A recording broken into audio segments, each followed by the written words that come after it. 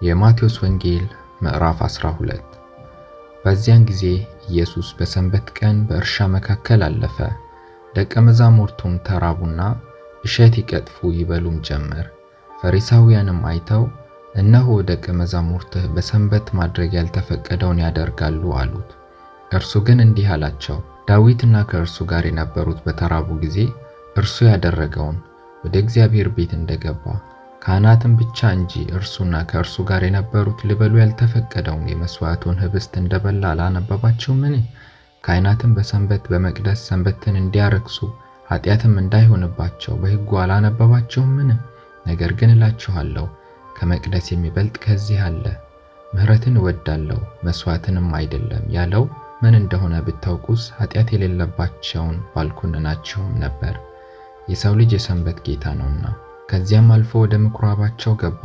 እነሆም እጁ የሰለለች ሰው ነበረ። ይከሱትም ዘንድ በሰንበት መፈወስ ተፈቅዷልን ብለው ጠየቁት። እርሱ ግን ከእናንተ አንድ በግ ያለው በሰንበት በጉድጓድ ቢወድቅበት ይዞ የማያወጣው ሰው ማን ነው? እንግዲህ ሰው ከበግ ይልቅ እንደምን አይበልጥም? ስለዚህ በሰንበት መልካም መስራት ተፈቅዷል አላቸው። ከዚያም በኋላ ሰውየውን እጅህን ዘርጋ አለው። ዘረጋትም፣ እንደ ሁለተኛይቱም ደህና ሆነች። ፈሪሳውያን ግን ወጥተው እንዴት አድርገው እንዲያጠፉት ተማከሩበት። ኢየሱስም አውቆ ከዚያ ፈቀቅ አለ። ብዙ ሰዎችም ተከተሉት። ሁሉንም ፈወሳቸው፣ እንዳይገልጡትም አዘዛቸው። በነቢዩ ኢሳይያስ የተባለው ይፈጸም ዘንድ እንዲህ ሲል፣ እነሆ የመረጥሁት ብላቴናዬ፣ ነፍሴ ደስ የተሰኘችበት ወዳጄ፣ መንፈሴም በእርሱ ላይ አኖራለሁ። ፍርዴንም ለአሕዛብ ያወራል። አይከራከርም አይጮህምም፣ ድምፁንም በአደባባይ የሚሰማ የለም። ፍርድን ድል ለመንሳት እስኪያወጣ የተቀጠቀጠን ሸምበቆ አይሰብርም፣ የሚጤስንም የጥዋፍ ክርም አያጠፋም። አሕዛብ በስሙ ተስፋ ያደርጋሉ። ከዚህም በኋላ ጋኔን ያደረበትን ዕውር ድዳም ወደ እርሱ አመጡ። ዕውሩም ዲዳውም እስኪያይና እስኪናገር ድረስ ፈወሰው። ሕዝቡም ሁሉ ተገረሙና እንጃ ይህ ሰው የዳዊት ልጅ ይሆንን አሉ። ፈሪሳውያን ግን ሰምተው ይህ በብዔልዜቡል በአጋንንት አለቃ ካልሆነ በቀር አጋንንትን አያወጣም አሉ። ኢየሱስ ግን ሐሳባቸውን አውቆ እንዲህ አላቸው፣ እርስ በእርሷ የምትለያይ መንግሥት ሁላ ትጠፋለች። እርስ በእርሱ የሚለያይ ከተማም ሁሉ ወይም ቤት አይቆምም። ሰይጣንም ሰይጣንን የሚያወጣ ከሆነ እርስ በእርሱ ተለያየ።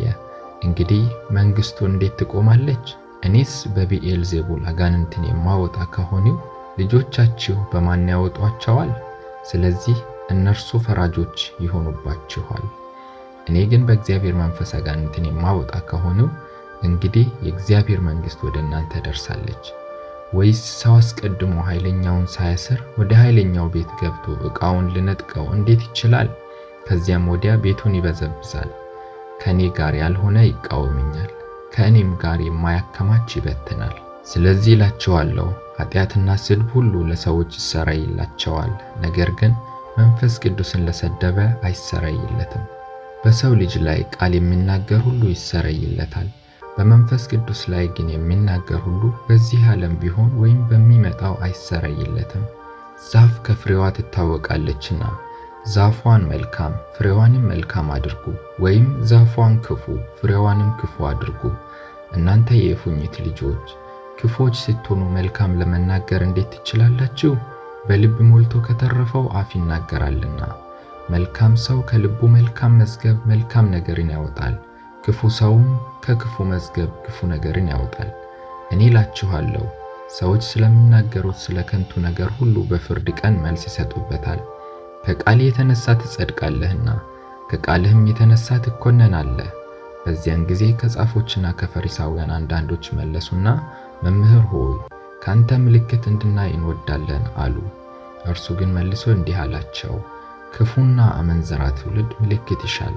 ከነቢዩም ከዮናስ ምልክት በቀር ምልክት አይሰጠውም። ዮናስ በአሳ አንባሪ ሆድ 3 ቀንና 3 ሌሊት እንደነበረ እንዲሁ የሰው ልጅ በምድር ልብ 3 ቀንና 3 ሌሊት ይኖራል። የነነዌ ሰዎች በፍርድ ቀን ከዚህ ትውልድ ጋር ተነስተው ይፈርዱበታል፣ በዮናስ ስብከት ንስሐ ገብተዋልና። እነሆ ከዮናስ የሚበልጥ ከዚህ አለ።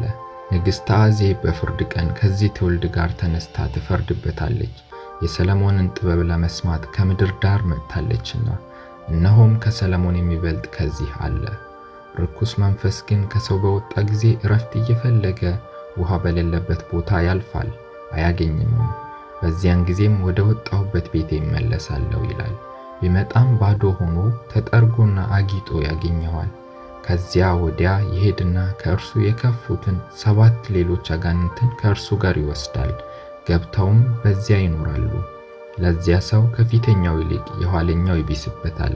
ለዚህ ክፉ ትውልድ ደግሞ እንዲሁ ይሆንበታል። ገና ለሕዝቡ ሲናገር እነሆ እናቱና ወንድሞቹ ሊነጋገሩት ፈልገው በውጭ ቆመው ነበር። አንዱም እነሆ እናትህና ወንድሞችህ ሊነጋገሩ ፈልገው በውጭ ቆመዋል አለው። እርሱ ግን ለነገረው መልሶ እናቴ ማን ናት? ወንድሞቼስ እነማን ናቸው? አለው። እጁንም ወደ ደቀ መዛሙርቱ ዘርግቶ እነሆ እናቴና ወንድሞቼ በሰማያት ያለውን የአባቴን ፈቃድ የሚያደርግ ሁሉ እርሱ ወንድሜ፣ እህቴም እናቴም ነውና አለ።